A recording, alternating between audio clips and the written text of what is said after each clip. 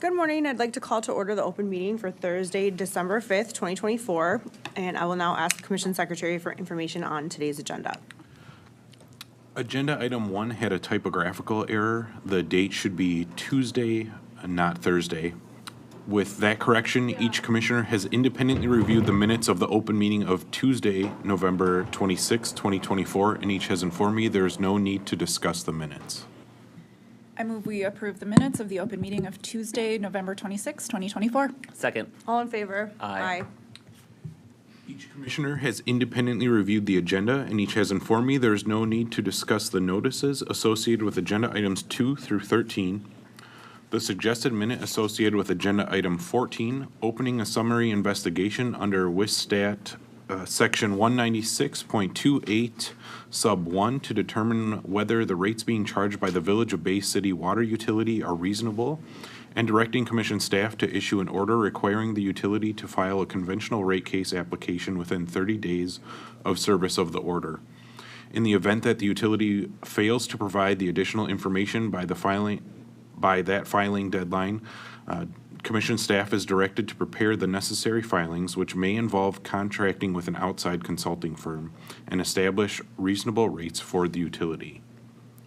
The suggested minute associated with agenda item 15, directing staff to prepare an order for the secretary to sign on behalf of the commission, closing the matter with the submission of the 2023 PSC annual report by Bay City. The suggested minute associated with agenda item 17, directing commission staff to prepare an order for the secretary to sign on behalf of the commission, closing the matter with the submission of the 2022 and 2023 PSC annual reports by Hancock. The suggested minute associated with agenda item 21, approving the proposed modifications to the administrative services agreement between Northern States Power Company Wisconsin and Xcel Energy Services Incorporated, with the 15 order conditions identified in commission staff's memorandum.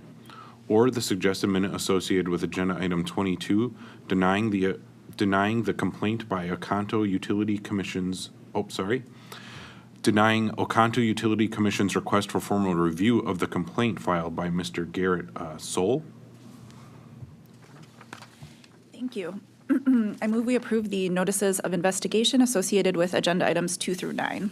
Second. All in favor? Aye. I move we approve the notices of proceeding associated with agenda items 10 through 13. Second. All in favor? Aye. In docket 381 WI 101, I move we open an investigation and issue an order consistent with the secretary's description. Second. All in favor? Aye. In docket 381 WI 102, I move we close this matter with the submission of the 2023 annual report. Second. All in favor? Aye. In docket 2450 WI 103, I move we close the matter with the submission of the 2023 annual report. Second. All in favor? Aye. In docket 4220 AU 142, I move we approve the proposed modifications to the administrative services agreement as filed and include the 15 order conditions identified in our memo. Second. All in favor? Aye. In docket 4350 CC 244121, I move we deny the request for formal review. Second. All in favor? Aye. Thank you. That brings us to our first discussion items of today, which are agenda items 16, 18, 19, and 20. These 4 items are about water utilities that fail to file their required 2023 PSC annual reports. And the facts here are relatively similar, so I'm going to discuss them together as a group and then lay out my positions on the various dockets and the reasons for those positions. Each memo on these items lays out a number of reasonable options for us to consider, so I am eager to hear from Commissioner Nieto and Commissioner Hawkins on all of these. So the 4 dockets that we have to discuss are 2275 WI 102, the Village of Glen Flora, 3298 WI 100, the Village of Maine, 5730 WI 101, Stone Lake Sanitary District Number 1, and 5900 WI 100, Three Lakes Sanitary District Number 1. All of these water utilities are required to file an annual report, and this shouldn't come as a surprise to them. These reports are mandated by statute and are essential to our regulatory oversight responsibilities. PSC annual reports are one of the few water utility reporting requirements that provide information to the Commission about a utility's operations. The information contained in these reports helps establish metrics for assessing the utility's revenues, expenses, rate of return, changes to utility plants, and the overall state of the water supply system. If PSC annual reports are not filed, commission staff and utility customers are unable to access and analyze financial and operational information to determine the health of the utility and its ability to provide safe, reliable, and affordable service to its customers on a sustained basis. The commission relies on the information contained in these PSC annual reports to evaluate applications for water rate increases, authorize utility construction projects, calculate the remainder assessment, compute benchmarks, and provide data to parties outside the commission. Again, we're not just requiring them for the heck of it, but these reports are incredibly important to our work. So as I said, the fact patterns of these 4 dockets are very similar. Wisconsin statute 196.07 sub 1 requires every public utility annually to close its accounts and submit an annual report to the commission by May 1st of the following year. And despite multiple communication outreach efforts by commission staff, as well as the opening of these proceedings on August 1st of this year, these utilities have failed to file their 2023 PSC annual reports. In the past, the commission has investigated similar failures to file annual reports and issue decisions based on the specific facts and circumstances in each proceeding. In the past, in dockets that have been, where utilities have been entirely unresponsive, which means they haven't responded to any of the communications from us, they've failed to appear at the hearing or otherwise participate in the investigations. The commission has typically directed commission staff to hire an outside consulting firm to complete the annual report, and then the commission has also ordered billing the utility for those costs. In dockets where utilities have participated and indicated that they intended to file the annual report within a reasonable amount of time, the commission has typically granted an extension and authorized commission staff to hire an outside consulting firm in the event that the utility fails to meet that extended deadline. So of the 4 utilities before us, Glen, Flora, and Stone Lake Sanitary District have been entirely unresponsive to the investigations. And then the other 2 utilities, the Village of Maine and Three Lakes Sanitary District Number 1, attended the hearing and provided comments in the docket indicating they plan to prepare their annual report and file it in the near future. So consistent with our past decisions, I'm supportive of authorizing commission staff to hire an outside firm to complete the reports for Glen, Flora, and Stone Lake, and to bill the costs incurred through this action to the utilities. Also, per 196.07, a penalty equal to 50% of the amount of the expenses shall be assessed against and collected from the public utility. Further, I do support assessing the penalty to Glen, Flora, and Stone Lake because I didn't see anything in those records that would compel me to not assess the fine. Therefore, for our agenda items 16 and 19, that puts me at alternative 2, which is to authorize commission staff to hire an outside firm to complete the reports and charge Glen, Flora for all expenses incurred by the commission in completing the annual report. Not just Glen, Flora, also Stone Lake, and then also assess the penalty equal to 50% of the cost of preparing the report. So we did have other proposed alternatives in our memos, and I did go back and forth about going beyond alternative 2. But ultimately, I think it's important to focus on the fact that the most important outcome here is that these annual reports are actually undertaken and filed with the commission. So we have this information available to us. And I think that anything beyond compelling that to occur puts an unnecessary burden on our staff and doesn't really get us any closer to the important outcome of getting these reports done. So that's why I chose alternative 2 and just alternative 2 for Glen, Flora, and Stone Lake specifically. And then for items 18 and 20, Maine and Three Lakes, given the fact that these utilities have involved themselves in the investigation, as I mentioned, I am comfortable providing them an extension to file their reports, which would be consistent with alternative 6 in our memo, to provide an extension for filing the 2023 annual report. And then I would provide a 30-day extension to both Maine and Three Lakes. So alternative 6, Maine and Three Lakes, 30 days. And then I would also direct our staff to continue working with Maine and Three Lakes to complete their reports within those extended timelines, which to me meant that alternative 7, which would be to close the matter upon the submission of the report, would be unnecessary since we're directing the staff to keep working with them and get those things filed within this extended deadline. So again, to recap, for 16 Glen, Flora, and 19 Stone Lake, I'm at alternative 2. And then for 18 Maine and 20, the Three Lakes Sanitary District, I'm at alternative 6 with a 30-day extension. So I will leave it at that for now and turn it over to Commissioner Nieto and then Commissioner Hawkins to discuss their positions on these 4 dockets. Thank you, Chair Strand. In largely similar positions to you, I'd note I agree with your opening remarks here, and by and large, our water utilities don't have problems complying with these. We regulate almost 600 public water utilities. We have a small handful before us who are not complying with these requirements, and two today that aren't responding to communication. So it is extremely concerning. These are water utilities that are responsible for providing the public with drinking water. So we need to know that the utilities are able to do the basic components of their jobs here. Because of that, I was at a very similar position on Glen Flora, as well as on Stone Lake. In both of those cases, those are the two utilities that have completely ignored communication attempts. I was at Alt 2, authorizing the staff to hire an outside firm. I wouldn't waive any sort of penalty on those. And I did also prefer to take alternatives 3 and 4. I understand what you're saying about focusing on getting the report in at this time in light of everything that has happened. I think for me, in particular, alternative 3, the DOJ alternative, basically doesn't require any additional action at this time, but just sets up staff in advance with the information that if we can't get compliance, then do this next step, is the way that I took that. So I supported that and didn't see that as anything additional at this time.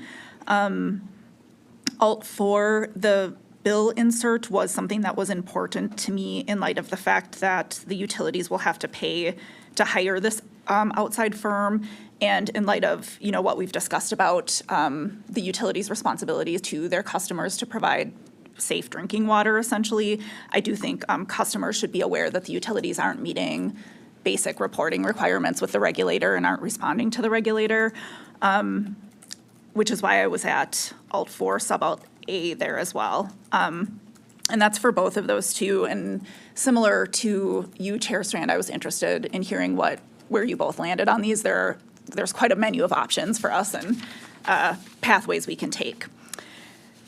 Getting to the Village of Maine and to 3 Lakes, those are the two utilities that have been communicative, have received some extensions, and are asking for more time. With these, I was at a position of, yes, if they can get those reports in as they're saying, we can close the matter. But in the meantime, my preference was to hire the outside firm, or at least initiate the work to do that. And then if they get their reports in, we can stop that and we can close the investigation. I wouldn't charge any penalty to these utilities that have been in communication. But I would also have them notify their customers that this process is kicking off here in terms of having an outside contractor procurement starting and what that would mean for customers, and also setting up that backstop that DOJ can be contacted if we aren't given access. Again, I'm flexible on this one for these two, but this is the option I chose in light of the fact that they've received extensions already. Thanks. Thanks. In a very similar place to the chair, I am supportive of Alt 2 for 16 and 19. Similar to Commissioner Nieto, I'm supportive of Alternative 4, providing that bill insert for the non-responsive utilities that will be getting assessed a penalty for the hiring of the outside consultant. I did have a modification to the language, so I'm at Alt 4, Sub-Alt B. It's my preference that the language be written in plain English so that the recipients of it can understand why their rates may be impacted from their utilities' lack of responsiveness. And so I have some language. It's very simple. I've talked it over with legal staff, but basically it explains that your water utility has failed to file an annual report with the PSC as required by law. Annual reports are necessary to assess the utility's financial health and ability to provide safe, reliable service to customers like you. The Commission will prepare the report on the utility's behalf and charge the cost to the utility. These costs may be passed on to customers. So I think it's informative, not overly legalese, and will help maybe prompt future action by the utilities, which I think is the most important outcome here. So that's where I'm at for 16 and 19. I had not considered alternative 3, the DOJ alternative. Interested to hear what the chair thinks of that. So I'm not necessarily opposed to what Commissioner Nieto suggested there, but it was not something that I determined as necessary at the outset. And then for the 2 utilities that have been working with staff and participating, Village of Maine, I was in the exact same place as the chair. I would like to clarify that I believe we need to also include Alt 5 to direct staff to continue working with the utility, and maybe not. I guess maybe the extension covers that, but I was thinking Alt 5 and Alt 6 because they have been communicative and working with staff. So I wanted to see that continue, but if extension of the deadline on its own accomplishes that, I am fine with that as well. I am not in agreement with Commissioner Nieto on the process of starting the hiring of an outside consultant for those that have been communicative, especially because both of those utilities have already indicated to the commission that they've hired auditing firms to start this work, and I am fearful of duplicative costs basically stacking up on each other if the utility is already paying to have someone accomplish this work. So that leaves me at potentially just Alt 6, but maybe Alt 5 as well to direct staff to continue working with both the Village of Maine and 3 Lakes. So, Thank you both. Yes. Okay, so I will address the DOJ item first, then the bill insert item, and then we can talk about if the deadline's missed, continue to work with staff, et cetera, what we want to do with the 2 that are actually responding. So I am not, in the past, I have not supported referring matters to the DOJ unless they were fairly egregious. So we had a situation with some purposefully unauthorized construction that a commission last year decided to refer to the DOJ. I don't think that that's the case here. I also, no offense to anyone else, but the DOJ has not been very helpful or supportive in pursuing things that we have referred to them. And again, things that are even more serious than missing these deadlines. So I was not at that position for any of these water dockets. The bill inserts, while I don't disagree with the intent and I like your language changes, we have not had a great track record of success on having utilities who we've directed to do bill inserts actually do bill inserts. I believe that was mentioned in I think it's in the memos. So I don't love us directing something and then having the utility not comply with it, and then us not really having an enforcement mechanism to ensure that what we want to actually happen to be communicated is happening. So that's why I wasn't really there with these as either, for bill inserts specifically. So if you guys decide that you would like to include bill inserts for the 2 non-responsive utilities with your language changes, I could probably join you there. I think you had one other, and then the one other major difference in positions was what to do with Maine and 3 Lakes as it relates to the timing of hiring a consultant. And I'm staying where I am on that one, and I agree with Commissioner Hawkins about the hiring of the auditors and just not finding that step necessary at this point. And then I think finally, if Maine and 3 Lakes miss the 30-day extension, if that's kind of where we end up, as a backup to that, rather than having those come back, my backup position to that would be then Alt 2 for those to continue down the same path that we would be doing with the non-responsive utilities if they miss that 30-day deadline. I think that probably is a little cleaner than delegating those things to the administrator post the 30-day extension. So I'm still at Alt 2 for items 16 and 19, but if we need to keep talking about the bill insert, happy to do that.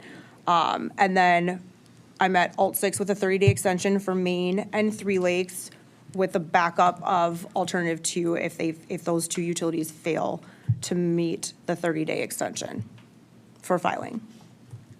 Hopefully that covers the things that, the differences in positions and kind of the things that. Nieto, Commissioner Hawkins, whoever else would like to share anything?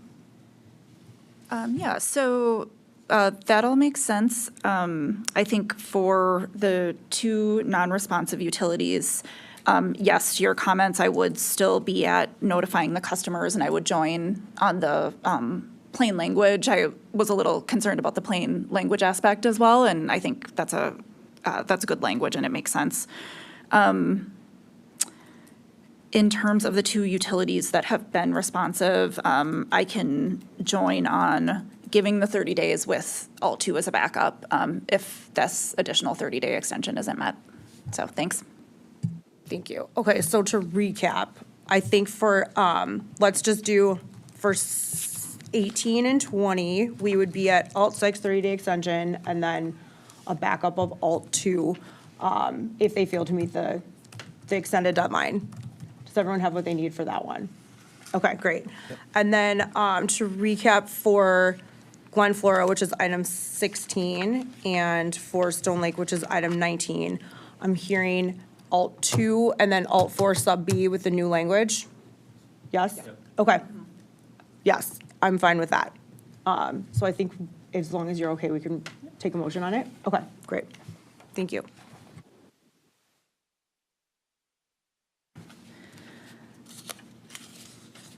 All right. So in docket 2275 WI 102, I move that we direct commission staff to hire an outside firm to complete the annual report and other actions consistent with our discussion. Second. All in favor? Aye. In docket 3298 WI 100, I move that we provide a 30-day extension for the filing of the 2023 annual report, and if that extension isn't met, direct staff to hire an outside firm. Second. All in favor? Aye. In docket 5730 WI 101, I move that we direct staff to hire an outside firm to complete the annual report and other actions consistent with our discussion. Second. All in favor? Aye. And finally, in 5900 WI 100, I move that we provide an extension of 30 days for filing the 2023 annual report. And if that 30-day extension is not met, that we direct commission staff to hire an outside firm. Second. All in favor? Aye. Thank you both for A, capturing those things, and B, for the good discussion on the various options that were presented to us. That does bring us to our final discussion item of today, which is agenda item 23, 1 CAF 2025, which is the approval of the Consumer Advocate Funding Budget. And Commissioner Nieto has graciously offered to lead our discussion of this, so I will turn it over to her now. Great, thank you. Take me just a moment here.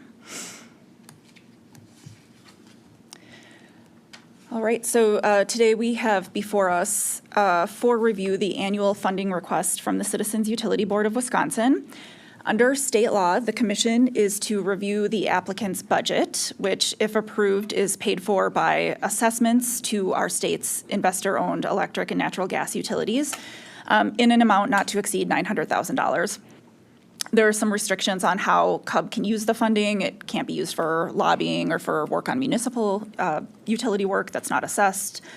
But generally, it's to support CUB's work in our proceedings here at the PSC.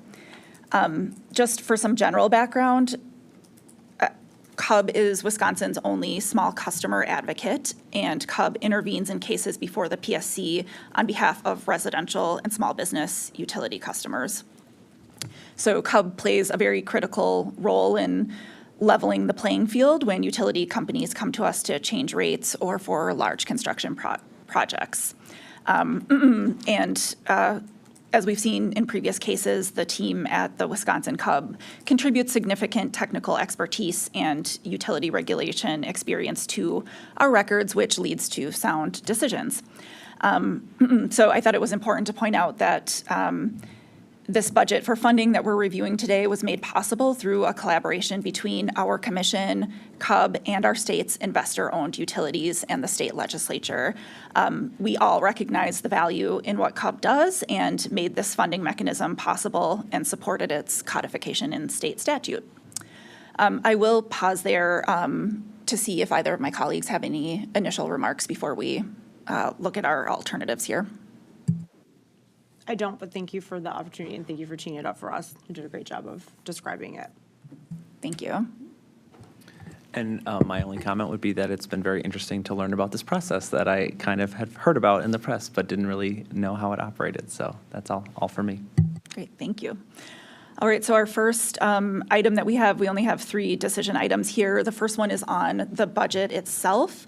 I did support alternative 1 on this one. I reviewed and scrutinized the budget proposal carefully, including the historical, the annualized year-to-dates, the forecasted amounts. Pursuant to the statutory requirement that we have, I found the proposal to be a reasonable, prudent way to approach 2025, a year in which we're all facing some increased regulatory workload and increasing costs. I don't need to really get into the weeds here at this point, but there are a number of specific reasons I came to Alt 1, and happy to discuss those further, just depending on where the two of you are at and what discussion items you have on this one. Chair Strand? Thank you. So last year, when we took up this budget, Cub also had a carry forward amount. It was a different number than it is this year, but I supported, and so did the commission, removing that surplus. And so I was at alternative 2 for this year as well, which would be consistent with that position, which would be removing that $11,947 of the carry forward amount to just kind of like true up the budget amount that should be set for next year. So, and super quickly, the final decision language from the 2024 request talked about how retaining the working capital, should not be that surplus shouldn't happen, and reducing that funding request by that amount, and that the funding authorized is paid for by utility customers. And just as Cub has advocated that utilities must be held to their budgets and cost estimates for the benefit of customers, that so too should the Citizens Utility Board. And so the commission found that it was not reasonable to authorize Cub to retain the working capital surplus because it would provide a disincentive for Cub to operate within future budgets and be good stewards of customer dollars, and that the determination was consistent with the commission's decision in the 1 CAF 2023 decision as well. So we were consistent in 23, and then 24's decision was consistent with the 23 decision, and so that's why I was at alternative 2 here for the 2025 decision, to be consistent with the 24 decision that I voted on, and then the 23 decision that preceded me. So I was at alternative 2 for this one. Again, it's a different number, so I'm curious to hear what Commissioner Hawkins has to say, because it is a smaller amount, but. Appreciate the background on what was done in the past on this one. I'm comfortable doing that. I think a true-up makes sense, and the reasons that were explained in last year's order seem reasonable to me. And given that the amount is only $11,000, I could support that. I was originally at alternative 1, but I do think going forward, if it was a larger amount in future years, this would be more important to consider and to set a practice that kind of can stand the test of time. So for those reasons, I can join the chair there. So that would just be It's just the reduction of. Reduction of the- And then it's that the statutory authorized budget would be at the amount minus the 11,247 or whatever that is. got it. 947, thank you. Yep. Okay. Yeah, I can join the chair there at Alt 2 then. I would stay where I'm at on this one. I think I appreciate both of the good discussion that you're both raising, and understand kind of the history, and I think to Chair Strand's point, this is a smaller amount of carryover this year as well. One thing I observed in looking at the historicals and the trends is, number one, I think this is a fixed budget cap of $900,000. So it has, unlike utilities, unlike our budgets, it has 0% inflation, 0% wage increase. It's just fixed at that. And so as you look year over year, as we get deeper into the years past the passage of the statute, the not only wage and fringe, but all of the other admin costs are increasing with inflation. So even the cost to maintain the same amount of copying machines and pay for subscriptions and things like that. So we are getting deep enough into the years where we're starting to butt up against that 900,000. And to me, I thought that this budget proposal was just a good, flexible way to say, we'll use, some of our budget amount to participate in some of the docket-specific work that we're also requesting IC on, and we'll decrease the amount of IC that we're requesting and try to take advantage of some savings we got in '24 with unplanned attrition to participate in that IC type related work and to carry over a little bit to help supplement what we need in '25. I thought that was a good, flexible, practical way to do it. And I just observed that we allow carryover in most of the budgets that we operate here at the commission. Most of the appropriations that we operate aren't lapsing appropriations. They're carryover for a lot of the programs that we manage. For utilities as well, they have the opportunity to capture savings in their annual budgets too. So I thought it would make sense with this being one of the smallest budgets that we see for a small group of people to allow that flexibility as well for administrative efficiency, economic efficiency, and I didn't see kind of a legal or accounting basis to disallow that. So that's just something I think we might have to start considering in future years, especially as we are getting up close to that $900,000 and costs will continue to increase. So for me, the bottom line is just looking at that statutory charge to ensure the advocate is sufficiently funded and not using the dollars for lobbying or for non-IOU cases, and that the budget was reasonable. I found it met all of those criteria, so I'm at Alt 1 here. And unless anybody has anything else, I'm going to stay there. No. That's fine. Thank you. And then I'll join you at Alt 1. I was thinking as you were talking, and I appreciate your points, about the incentive. It does seem like there was a good faith effort to show the intention of where the underspend is going, and then there's benefits to the IC fund with that approach. And given that we are at that ceiling already, this would just necessitate more requests for IC if they're running out of funding. So not that CUB would just be motivated to spend their full budget because they know we're not going to allow them to carry it forward, but I think that would be the natural incentive. And so there's kind of an unintended consequence there. So I've had a change of heart, and I'll be at Alt 1 on this one. Yeah, I'm staying where I am. The 900,000 is a legislative statutory cap that no one's entitled to until we make a decision. And they purposely created two different separate pots, IC and consumer advocate funding, and it's not up to us to move money between the two because they serve different purposes. And the IC decisions are taken up kind of like on a docket by docket basis. So even though it's a de minimis amount, arguably, it's the legislature is the one that kind of sets those numbers, and then we work within that. And so I'm going to stay at alternative 2 for this one. all right, sounds good. Thanks to you both. And then the next decision point that we have to look at is on reporting. I was interested in hearing both of your thoughts on this. I was generally coming in at Alt 1, but I think this decision item is really about, are we getting the information that we need in order to make the determination under the statute? For me, I found that the quarterly reporting was sufficient to make the determination. I thought that the expanded annual look provided this year was generally useful. And I guess I'm just overall flexible on this one because I think there is an opportunity for the applicant to continue to work with our staff and talk about refining the way data is collected and presented and what tools are being used, just to continue to iterate and get to something that works the best. I could see that happening under either Alt 1 or Alt 2. Chair Strand? So I am at alternative 2 on this one because all the reporting that's required in alternative 1 is also embedded in alternative 2, but alternative 2 just carries forward that extra kind of expanded reporting of staff activities that CUB submitted this year and that I believe our staff found helpful because it provided a more holistic view of the advocacy work.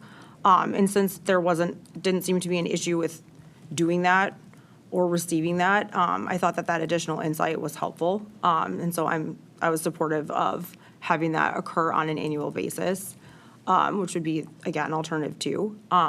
But I care more about the reporting requirements that exist anyway, which are, again, in alternative 1. So this is not a hill I'm going to die on, but I don't see an issue with continuing to ask for the additional information that we got this year, because I think it was actually helpful. Thank you. Commissioner Hawkins? Appreciate both of your thoughts on this one. I think alternative 2 does make sense, and with the expanded reporting, I think that also then further incentivizes the CUB to consider ways to sort of streamline their processes and find ways to make this reporting less burdensome and work with staff, as you said, to identify improvements. And so I'm fine on alternative 2 on this one, and getting the same information again next year would be appropriate. Great.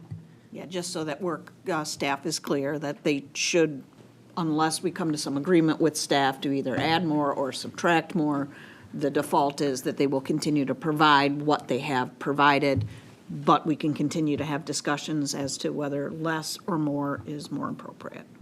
Does that capture your intent? Yeah, it does for me. That was one thing in reading the memo. I was a little disappointed that there was like an effort made to work and identify improvements, and it kind of got to a standstill. And so I definitely want to encourage that conversation to continue. Same. Thank you. All right, so it sounds like we're all comfortable at that alternative 2 and also the additional working together. And our final decision point is on the filing deadline itself. Do we want to change the deadline or take no action and maintain the current deadline? I'm at take no action, maintain current deadline. Yep, that's where I am too. Thank you. Same for me. Great, all right. And are we ready for a motion? Yes.